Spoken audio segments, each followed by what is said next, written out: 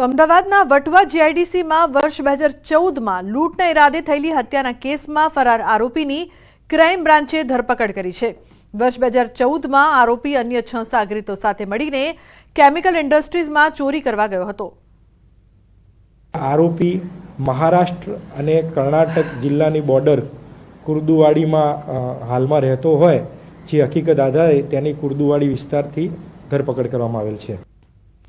તો હેલ્મેટને લઈને લોકોમાં જાગૃતિ આવે તે ઉદ્દેશથી સુરત પોલીસ અનેક પ્રયાસો કરે છે। હવે હેલ્મેટ વગર રસ્તા પરની પોલીસની નજરથી ભાગેલા ચાલકો પણ દંડાશે।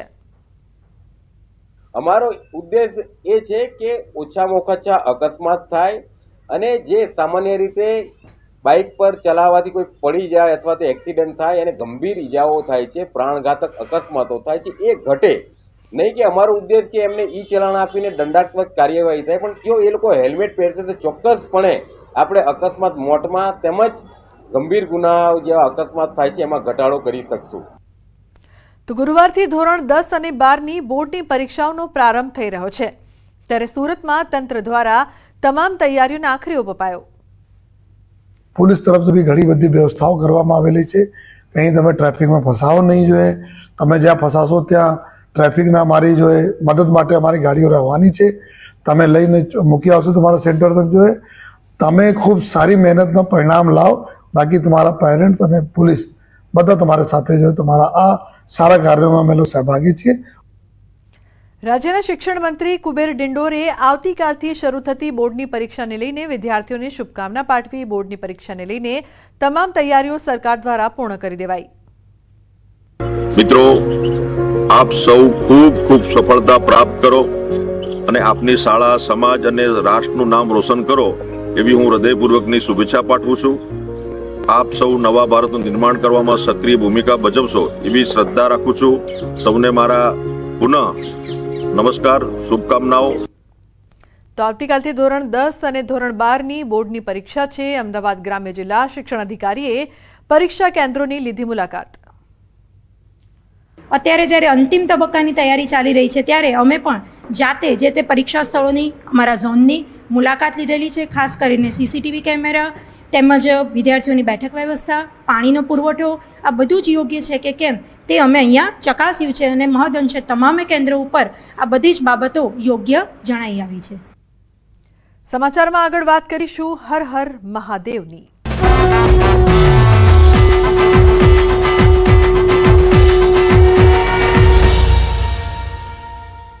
શિવરાત્રીના મહાપર્વ નિમિત્તે આણંદના જીટોડિયા ગામે આવેલા અતિ પૌરાણિક વૈજનાથ મહાદેવજી મંદિરમાં ઉજવણી કરાઈ। શિવલિંગમાં વિશેષ શણગાર કરાયો છે તો મંદિરને પણ સજાવવામાં આવ્યું છે। શિવલિંગ પર વિવિધ અભિષેક કરાયા બાદ ભક્તો વૈજનાથ દાદાના દર્શનાર્થે ઉમટી પડ્યા હતા। ઉલ્લેખનીય છે કે વૈજનાથ મહાદેવજી જટોડિયા 1000 વર્ષ પૌરાણિક હોવાની લોકમાન્યતા છે, જેના શિવલિંગમાંથી સતત ગંગાજલ કુદરતી રીતે નીકળે છે।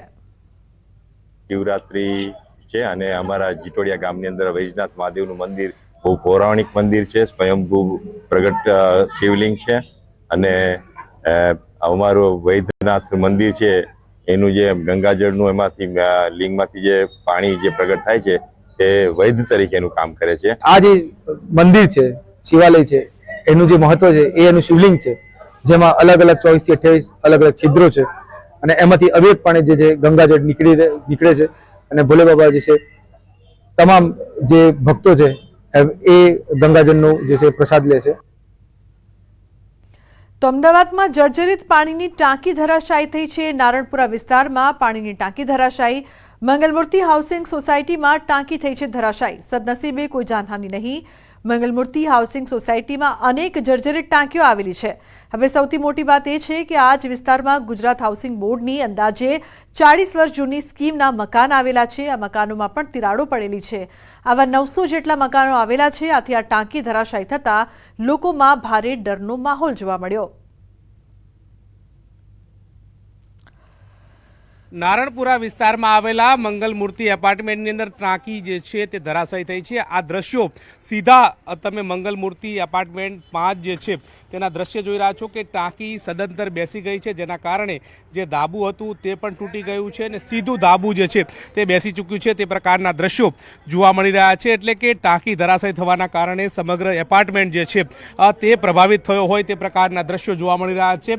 એએમસીનું એસ્ટેટ વિભાગ જે છે તે અત્યારે અહીંયા પહોંચી રહ્યું છે અને તમામ પ્રકારની કામગીરી જે છે તે જોતરાયેલું છે. મહત્વનું એ છે કે સમય સૂચકતા વાપરવાના કારણે આ બાદ બચાવ જે છે તે ઘરમાં રહેતા રહીશોનો થયો છે. જે લોકો બચી ચૂક્યા છે તેમની સાથે વાત કરવાનો પ્રયત્ન કરીશું કે ત્યારે ઘટના બની હતી, ક્યારે આ ટાંકી ધરાશાયી થઈ હતી, કેટલા લોકો આ ઘરમાં હતા, શું છે સમગ્ર મામલો, તેમની સાથે જાણવાનો પ્રયાસ કરીશું. કેટલા લોકો તમે આ ઘરમાં હતા, ક્યારે આ ટાંકી ધરાશાયી થઈ અને તમે ક્યાં હતા? સવારે 9 વાગ્યાનો બનાવ બન્યો છે. આર્યો હું અને મારા વાઈફ અહીંયા રહીએ છીએ આ ઘરમાં અને સવારે 9 વાગે બનાવ બન્યો છે. સદનસીબે ભગવાનની કૃપાથી અમને કોઈ જાનનું નુકસાન થયું નથી. બીજા પણ દ્રશ્યો બતાવીશ કે અહીંયા આ સમગ્ર વિસ્તાર તમે જોઈ રહ્યા છો કે જ્યાં ટાંકી ધરાશાયી થઈ છે, આસપાસના બ્લોક પણ પ્રભાવિત થયા છે. એની એક્ઝેક્ટ સામે બીજી પણ ટાંકી જે છે ત્યાં ગમે ત્યારે ધરાશાયી થાય તે પ્રકારના દ્રશ્યો જોવા મળી રહ્યા છે. એટલે કે આ ટાંકી બીજા બ્લોકની અંદર તમે જોઈ રહ્યા છો એ બ્લોકની અંદરથી પણ તિરાડ પડી ચૂકી છે, આસપાસનું પ્લાસ્ટર પણ ઉખડી ગયું છે. એટલે કે એ પણ ગમે ત્યારે હોનારત સર્જે તે પ્રકારની સ્થિતિ જે છે તે જોવા મળી રહી છે. જૂના મકાનો છે, જૂના મકાનમાં પણ આ જ પ્રકારની સ્થિતિ જે છે તે જોવા મળી રહી છે. એટલે કે હવે આ 40 વર્ષ જૂના મકાનો છે અત્યારે હાલ ટાંકી ધરાશાયી થઈ છે અને એના કારણે અનેક લોકો પણ પ્રભાવિત થઈ રહ્યા છે અને સાથે સાથે કોઈ જાનહાનિ થઈ નથી, પરંતુ જૂના મકાનોમાં આ પ્રકારની ઘટના છાસવારે બનતી હોય છે અને વધુ એક ઘટના જે છે તે પ્રકાશમાં આવી છે. કેમેરાપર્સન હરીશ શર્મા સાથે ગૌતમ શ્રીમાળી, ન્યૂઝ 18 ગુજરાતી, અમદાવાદ. તો બુલેટિનમાં હાલ બસ આટલું જ. તમામ મહત્વપૂર્ણ સમાચાર માટે આપ જોતા રહો ન્યૂઝ 18 ગુજરાતી. નમસ્કાર.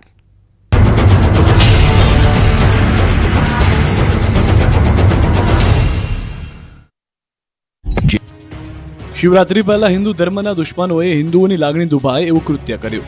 દ્વારકામાં કોઈ શિવલિંગ જ ઉઠાવી ગયું તો રાજકોટમાં નોનવેજ બર્ગર ખવડાવી દીધું, જેથી હિન્દુઓની લાગણી દુભાય છે. દ્વારકામાં તો વિકૃત આનંદ લેનારાઓએ તો હદ કરી નાખી.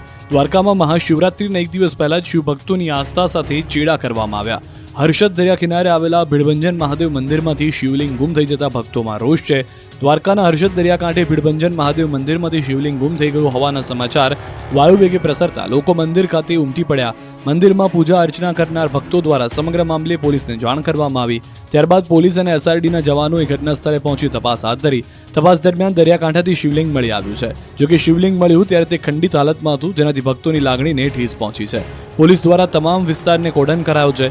ડીવાયએસપી સહિતનો કાફલો સ્થળ પર પહોંચ્યો હતો. પોલીસે તપાસનો ધમધમાટ શરૂ કર્યો છે. સ્કૂબા ડાઈવર સાથે પોલીસે દરિયામાં શિવલિંગ શોધવા કવાયત હાથ ધરી હતી. મહત્વનું છે કે 1.5 વર્ષ પહેલા રાજ્ય સરકાર દ્વારા આ વિસ્તારમાંથી અનેક ઘર અને દુકાનોની દબાણ હેઠળ હોવાના કારણે દૂર કરવામાં આવ્યા હતા. જોકે તે સમયે આ મંદિરને તોડવામાં નહોતું આવ્યું. લોકોની આસ્થા આ મંદિર સાથે જોડાયેલી હોવાથી શિવલિંગ ખંડિત થતા તેમની ધાર્મિક આસ્થાને ઠેસ પહોંચી છે. હાલ પોલીસે સમગ્ર મામલે ગુનો નોંધી શિવલિંગ ખંડિત કરનારને ઝડપી પાડવા તપાસ હાથ ધરી છે. તેમજ આ કૃત્ય કરવા પાછળનું કારણ પણ શોધવાનો પ્રયાસ હાથ ધરવામાં આવ્યો છે.